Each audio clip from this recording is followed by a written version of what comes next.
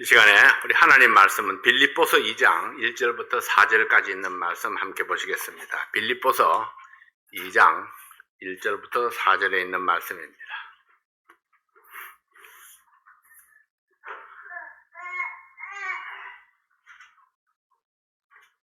오늘 새로운 손님이 한 사람 왔는데요. 꼬마 손님이 왔습니다. 박수 집사님 외손주가 왔습니다. 처음으로 우리 교회에 온 손님인데 박수 한번 줄까요?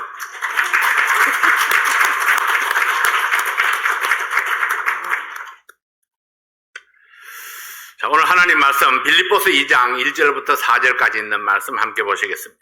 그러므로 그리스도 안에 무슨 권면이나 사랑의 무슨 위로나 성령의 무슨 교제나 긍휼이나 자비가 있거든 마음을 같이하여 같은 사랑을 가지고 뜻을 합하며 한 마음을 품어 아무 일이든지 다툼이나 허용으로 하지 말고 오직 겸손한 마음으로 각각 자기보다 남을 낮게 여기고 각각 자기 일을 돌아볼 뿐더러 또한 각각 다른 사람들의 일을 돌아보아 나의 기쁨을 충만케 하라. 기도합니다. 아버지 하나님 감사합니다. 오늘 또 하나님께서 주시는 말씀으로 우리의 마음이 새롭게 되고 변화되어서 우리 하나님이 기뻐하시는 아름다운 믿음의 공동체의 일원이 될 수 있도록 축복해 주시옵소서. 이 시간 온전히 주께 의뢰합니다. 하나님께서 원하시는 말씀, 하나님께서 기뻐하시는 말씀을 살아가는 성도들에게 선포할 수 있도록 종을 붙들어 주시옵소서. 예수님 이름으로 간절히 기도하옵나이다. 아멘.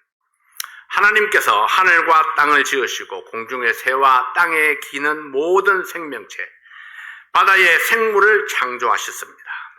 하나가 아니라 수십 마리를 창조하셨고 수백 마리의 새가 떼를 지어서 하늘을 날아갑니다. 동물들도 떼를 이루어 살고 물고기들도 떼를 지어 살고 있습니다. 이 모든 것들을 바라보시면서 하나님은 좋았다고 평가를 했습니다. 여러분, 평가 기준이 무엇이었을까요? 하나님께서 창조하신 모든 것들이 서로 조화를 이루며 살고 있었기 때문입니다. 하나만 창조하신 것이 없습니다. 수많은 떼들을 창조했지만 그 모든 떼들이 서로 조화롭게 살고 있었습니다. 하나님께서 에덴 동산에 첫사람 아담을 창조하셨습니다. 아름다운 작품이기는 했지만 너무나 외롭게 보였습니다. 그래서 하나님께서는 아담의 갈빗대로 여자를 만들었습니다. 외로웠던 아담에게 짝이 생겼습니다. 아담과 하와는 서로 달랐습니다. 남자와 여자는 생긴 모습이 달랐습니다. 힘의 세계도 다르고 생각도 달랐습니다. 그러나 두 사람은 함께 살아가는 방법을 서로 배워갑니다. 함께 의논하고 사랑도 나누고 말다툼도 했습니다. 그리고 서로 맞추면서 살았고 조화를 이루었습니다. 거기에 행복이 있었고 기쁨이 있었고 아름다운 교제가 있었습니다. 역시 사람도 조화를 이룰 때에 거기에 행복이 있고 기쁨이 있습니다. 하나님께서는 두 사람이 함께하는 모습을 보시면서 보시기에 좋았더라 그렇게 평가를 했습니다. 이렇듯 인간은 함께 사는 존재로 창조되었습니다. 사람들은 저마다 혼자 태어나지만은 가정을 이루고 사회를 이루며 공동체를 이루어서 살아가게 됩니다. 다른 사람과 함께 살면서 혼자서는 누리지 못하는 많은 유익을 얻게 됩니다. 우리는 피로 맺어진 부모 형제가 있습니다. 애정을 나누는 배우자가 있습니다. 깊은 우정으로 맺어진 친구가 있습니다. 예수 그리스도로 말미암아 형제 자매된 성도들이 있습니다. 여러분 생각해 보십시오. 하나님께서 우리에게 가정을 주신 목적은 무엇일까요? 하나님께서 우리에게 친구를 주신 목적은 무엇일까요? 하나님께서 우리에게 교회를 주신 목적은 무엇일까요? 여러분 어떤 가정에 힘이 있습니까? 돈 많은 가정에 힘이 있나요? 아니요. 화목한 가정이 힘이 있습니다. 사람이 많은 성도가 많은 교회가 힘이 있나요? 아니요. 화목한 교회가 힘이 있습니다. 아무리 사람이 많아도 다투고 싸우면은 힘이 없습니다. 우리가 좋은 가정, 좋은 교회를 이루어가려면 어떻게 해야 할까요? 그것은 조화를 이루는 것입니다. 능력이 다르지만은, 지식이 다르지만은 우리가 조화를 이루는 것입니다. 능력과 성격이 다른 사람들이 조화를 이루는 비결이 무엇일까요? 어떤 사람은 절제하고 어떤 사람은 베풀어야 합니다. 어떤 사람의 조언도 듣고 교훈도 받아야 합니다. 도움을 주기도 하고 도움을 받기도 해야 합니다. 사도 바울은 본문에서 그리스도인들이 교회를 위해서 가져야 될 성품을 소개했습니다. 말씀의 권면을 주고받는 공동체가 되어야 합니다. 사랑의 위로가 있는 공동체가 되어야 합니다. 성령의 인도하심을 따르는 교제가 있어야 합니다. 긍휼이나 자비를 베풀 때에 같은 마음, 같은 사랑을 품어야 합니다. 겸손한 마음으로 말하고 행동하라 했습니다. 바울이 강조했던 핵심 교훈이 무엇입니까? 하나님이 기뻐하시는 믿음의 공동체를 위해서 우리가 가져야 될 성품이 무엇인가를 소개합니다. 누군가를 권면할 때에는 하나님의 말씀으로 권면하라. 그리스도께서 교회를 사랑하신 것처럼 그런 사랑으로 서로 사랑하라. 성도가 교제할 때에도 성령의 인도하심을 따르라. 여러분, 성령의 인도하심을 따른다는 것이 무엇입니까? 그것은 하나님의 뜻 안에서 따라간다는 이야기입니다. 긍휼과 자비를 베풀 때에도 겸손하라고 말씀합니다.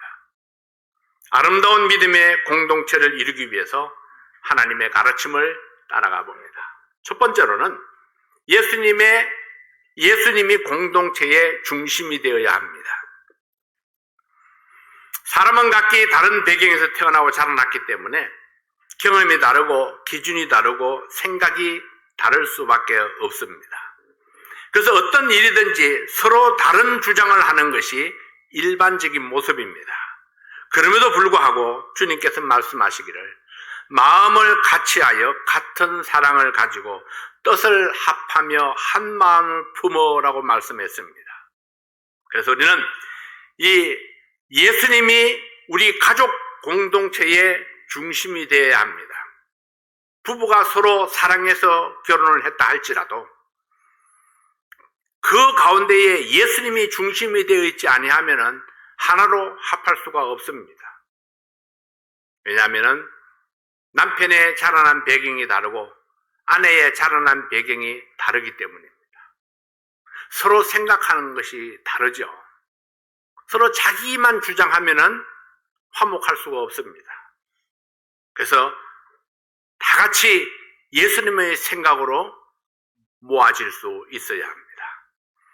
그래서 가정의 중심이, 가족 공동체의 중심에는 예수님이 있어야 되는 것입니다. 내 가족들 활동 영역의 중심에 예수님이 있어야 합니다. 학교를 결정할 때에, 살 집을 결정할 때에, 직장을 구할 때에, 사업을 구상할 때에 이 모든 것의 중심에 교회가 고려되어야 합니다. 왜냐하면 가정을 이끌어 가시는 분도 또 내 자녀들의 미래를 이끌어 주실 분도 내 직장이나 사업을 통해서 복을 주실 분도 우리 주님이시기 때문입니다. 가족들은 가장이 예수님 중심의 결정을 내릴 수 있도록 협조하고 도와야 합니다. 항상 가족을 대표해서 결정을 해야 하는 가장에게는 가장 좋은 결정을 해야 한다는 부담이 있기 때문입니다. 그러나 예수님이 내 가정의 구심점이라는 원칙이 정해져 있으면 결정이 쉬워집니다. 예수님의 말씀을 따른다. 예수님의 말씀에 우선권을 두면은 좀 더 명쾌한 결정을 내릴 수 있습니다. 하나님이 기뻐하시는 가정은 예수님이 구심점이 되는 가정입니다. 예수님을 중심으로 모든 가족들이 생각을 하나로 모을 수 있을 때에 우리는 주님께서 기뻐하시는 가정을 세울 수 있고 온 가족이 행복한 그런 가정을 세울 수가 있습니다. 두 번째는 예수님이 우리 교회의 중심이 되어야 합니다. 주님의 뜻을 존중하지 아니하면서 주님의 교회라고 말하는 것은 거짓입니다. 우리 교회가 존재하는 목적은 예수 그리스도의 복음을 전파하고 하나님을 영화롭게 하는 데 있습니다. 그러므로 무엇을 하든지 주님의 뜻이 우선되어야 합니다. 빌립보서 2장 5절부터 8절까지 있는 말씀을 함께 보겠습니다. 너희 안에 이 마음을 품으라. 곧 그리스도 예수의 마음이니 그는 근본 하나님의 본체시나 하나님과 동등됨을 취할 것으로 여기지 아니하시고 오히려 자기를 비어 종의 형체를 가져 사람들과 같이 되었고 사람의 모양으로 나타나셨으며 자기를 낮추시고 죽기까지 복종하셨으니 곧 십자가에 죽으심이라. 예수님께서 십자가에 죽기까지 순종하셨기 때문에 모든 믿는 자의 중심이 되셨습니다. 하나님께서는 모든 무릎을 예수의 이름에 꿇게 하셨습니다. 누구든지 예수 그리스도를 통하지 아니하고는 구원에 이를 수 없습니다. 그래서 우리가 기도할 때마다 예수님의 이름으로 기도합니다. 예수님의 이름으로 우리가 하나님 앞에 나아갑니다. 하나님께서 예수님께 모든 고난을 위임하셨기 때문입니다. 예수님이 주님이 되셨다는 것은 그분은 우리 가정의 가장이시고 우리 교회의 주인이십니다. 그러므로 모든 성도의 주님 되시는 예수 그리스도가 교회의 중심에 있는 것이 너무나 당연합니다. 성도들의 삶의 중심은 교회가 되어야 합니다. 그래서 우리는 내 뜻과 달라도 내 생각과 맞지 아니해도 주님께서 원하시면 순종하고 복종해야 합니다. 바로 그분이 나의 주님이시기 때문입니다. 두 번째로 믿음의 공동체는 서로의 필요에 민감합니다. 전도서 4장 10절 말씀에 보면 혹시 저희가 넘어지면 하나가 그 동물을 붙들어 일으키느니와 홀로 있어 넘어지고 붙들어 일으킬 자가 없는 자에게는 화가 있으리라. 하나가 아니요 둘인 것은 서로 돕는 삶을 위해서입니다. 아담에게 하와가 있었던 것은 서로 돕는 삶을 위해서였습니다. 제 옆에 제 아내가 있는 것은 서로 돕기 위해서입니다. 여러분에게 가족이 있는 것은 서로 돕기 위해서입니다.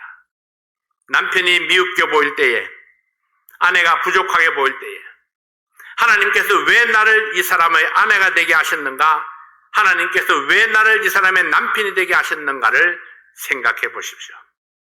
창세기 2장 23절 24절 말씀에 보면 아담이 가로되 이는 내 뼈 중에 뼈요 내 살 중에 살이라. 이것을 남자에게서 취하였은즉 여자라 칭하리라. 그러므로 남자가 부모를 떠나 그 아내와 연합하여 둘이 한 몸을 이룰지로다. 제게 여러분이 있고 여러분 주위에 또 다른 성도가 있는 것도 서로 돕는 삶을 위해서입니다. 때로 목사의 부족함이 보일 때에 또는 어떤 성도가 미흡게 느껴질 때에 하나님께서 한 교회, 한 믿음, 한 성령을 주신 목적이 무엇인가를 생각해 보시기 바랍니다. 성경은 서로가 서로에게 돕는 자가 되어야 한다고 말씀합니다. 도움을 받기 위해서가 아니라 도움을 주기 위해서 준비되어야 합니다. 누군가 나의 도움을 필요로 할 때에 기꺼이 희생할 수 있어야 합니다. 욥은 인생을 가리켜서 마치 불티가 위로 나름같이 인생에는 고난이 있다고 말합니다. 우리의 삶에는 고난이 끊이지 아니합니다. 여러분, 고난 당하는 자가 있습니까? 환난 중에 있는 성도가 있습니까? 질병으로 고통하는 성도가 있습니까? 내가 어떻게 도울 수 있을까를 생각하는 것이, 그것이 바로 주님의 사랑입니다. 그리고 성도의 본분입니다. 우리의 주변에는 함께 아파하고 함께 위로하고 권면하면서 사랑으로 도와주실 분들이 있습니다. 먼저 우리의 모든 형편을 아시는 하나님께 기도하십시오. 하나님께서는 우리의 모든 경우에 해답이 되시는 분입니다. 여러분의 목사는 여러분을 하나님의 말씀으로 상담하고 여러분을 위해서 기도하고 도움을 주기 위해서 준비하고 있습니다. 그것이 바로 제가 여러분 앞에 존재하는 목적입니다. 근데 여러분, 도움을 구해야 합니다. 아픔과 어려움을 나누어야 합니다. 말하지 아니하면은 알 수 있는 방법이 없습니다. 여러분들이 기억해야 될 것은 제가 하나님이 아닙니다. 그래서 여러분들이 말하지 않으면은 저는 아무것도 모릅니다. 제게 알아주기를 기대하지 마십시오. 제가 독심술도 모르고 여러분 얼굴만 보고 여러분의 속에 있는 고민을 알지를 못합니다. 그래서 어려움이 있으면은 말씀을 해 주셔야 됩니다. 기도 제목이 있으면은 기도 제목을 함께 나누어야 됩니다. 그래서 기도 요청서를 써서 내라고 말씀을 드리는 겁니다. 여러분의 어려움이 무엇인지, 여러분의 필요가 무엇인지, 여러분의 고민이 무엇인지 그것을 제가 알면은 저는 최선을 다해서 여러분을 위해서 기도하고 여러분을 도와드릴 수 있기를 원합니다. 우리의 이웃이 사랑하는 성도가 어려움을 함께 나누기 원하고 상담을 원하고 도움을 청해 올 때에 우리가 지켜야 될 기본적인 태도가 있습니다. 그것이 바로 빌립보서 2장 2절에 말씀하고 있는 대로 마음을 같이하여 같은 사랑을 가지고 뜻을 합하며 한 마음을 품으라 이렇게 말씀을 했습니다. 이것이 바로 그리스도의 마음입니다. 자신을 비우는 마음입니다. 상대방을 사랑하고 이해하는 마음입니다. 겸손한 마음입니다. 형제를 일으키고 자매를 격려하는 성도, 서로가 서로에게 도움이 되고 힘이 되는 그런 성도가 될 수 있기를 바랍니다. 세 번째로 우리가 믿음의 공동체를 위해서 배워야 합니다. 빌립보서 2장 3절 말씀에 아무 일에든지 다툼이나 허용으로 하지 말고 오직 겸손한 마음으로 각각 자기보다 남을 낮게 여기고 공동체를 세우기 위해서 항상 배우는 자세가 필요합니다. 배움의 기본은 겸손입니다. 겸손하지 아니하면 배울 수가 없습니다. 그래서 기회를 얻는 대로 기꺼이 배우고자 할 때에 성장할 수 있습니다. 하나님의 말씀은 겸손한 마음으로 각각 자기보다 남을 낮게 여기라 가르칩니다. 어떤 사람이 내가 이해하지 못할 어떤 잘못을 저질렀습니다. 근데 그 사람의 이야기를 듣고 어떤 사람이 그렇게 이야기를 하죠. 그 사람이 그럴 리가 없습니다. 이 말은 무슨 말인가 하면은 내가 배운 그 사람은 그런 사람이 아닙니다. 이런 뜻입니다. 그 사람이 그럴 리가 없습니다. 이렇게 말하는 것은 내가 그 사람에 대해서 그동안에 배웠다는 것입니다. 그 사람의 성품을 배웠고 그 사람의 태도를 배웠고 그 사람의 기본을 배웠다는 것입니다. 그래서 우리는 사람을 효과적으로 섬기고 교제하기 위해서는 그 사람을 좀 배워야 됩니다. 이 사람의 성품이 어떤가? 이 사람의 기본적인 생각이 무엇인지를 배워야 우리가 적절하게 그 사람을 잘 이해할 수 있고 도울 수 있습니다. 효과적인 섬김. 교회는 여러분 어떤 곳입니까? 하나님을 경배하는 곳입니다. 하나님을 섬기고 성도를 섬기는 곳입니다. 하나님의 말씀을 배우고 봉사하고 헌신하는 곳입니다.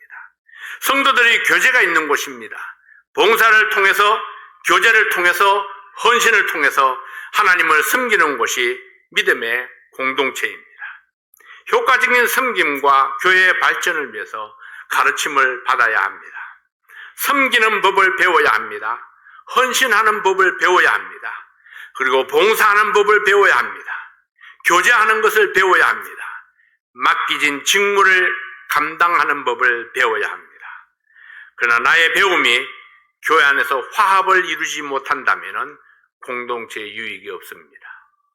그래서 내가 여러 가지를 배우되 조화를 이룰 수가 있어야 한다는 것입니다. 다른 성도들과 조화를 이룰 수 있어야 합니다. 배움의 목적이 공동체를 세우는 것이 되어야 합니다. 공동체를 세우기 위해서 충고와 조언을 수용하는 자세가 필요합니다. 겸손한 마음으로 남을 나보다 낮게 여기라 했습니다. 서로 겸손하게 배우려는 자세를 가지면 공동체가 든든하게 세워질 수 있습니다. 고린도 교회는 사도 바울의 충고를 수용했기 때문에 하나님께서 기뻐하실 교회로 변화될 수 있었습니다. 사랑하는 성도 여러분, 하나님께서 우리에게 주신 명령이 무엇입니까? 마음을 같이 하라. 같은 사랑을 가지라. 한 마음을 품으라. 겸손한 마음으로 남을 나보다 낮게 여기고 배우라. 내 일을 성실하게 감당하라.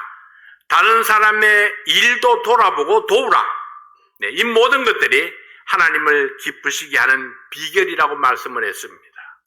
자, 이 모든 것들이 조화를 이룰 수 있어야 됩니다. 우리에게 공동체를 이루어서 살게 하신 하나님의 뜻을 생각하십시다. 조화를 이루며 살아가는 믿음의 공동체, 하나님이 기뻐하시는 공동체의 일원이 될 수 있기를 원합니다. 서로가 서로를 배움으로 성도가 성도를 배우고 성도가 교회를 배우고 주님을 배우고 그렇게 해서 서로가 서로에게 이렇게 조화롭게 서로를 돕고 세울 수 있는 그런 아름다운 믿음의 공동체, 우리 사랑 침례교회가 될 수 있기를 바랍니다. 기도하겠습니다. 아버지 하나님, 하나님의 은혜와 사랑을 감사합니다. 오늘도 하나님께서 우리와 함께 하심으로 우리에게 말씀해 주시고 성령으로 충만케 하시고 하나님의 뜻을 알게 하시고 하나님의 뜻을 이루게 해주신 것 감사합니다. 아버지 하나님, 들은 바 말씀대로 우리가 아름다운 조화를 이루므로 조화로운 가정 또 조화로운 교회가 될 수 있도록 도와주시고 우리가 모든 사람과 평화롭게 또 행복한 그런 믿음을 서로 나누는 신실한 그런 아름다운 관계를 이루어갈 수 있도록 축복해 주시옵소서. 아버지 하나님, 오늘도 우리에게 주신 귀한 시간 감사합니다. 우리 사랑하는 모든 성도들의 삶 속에 우리 예수님이 중심이 되는 그런 귀한 삶이 될 수 있도록 축복해 주시옵소서. 예수님 이름으로 기도하옵나이다. 아멘.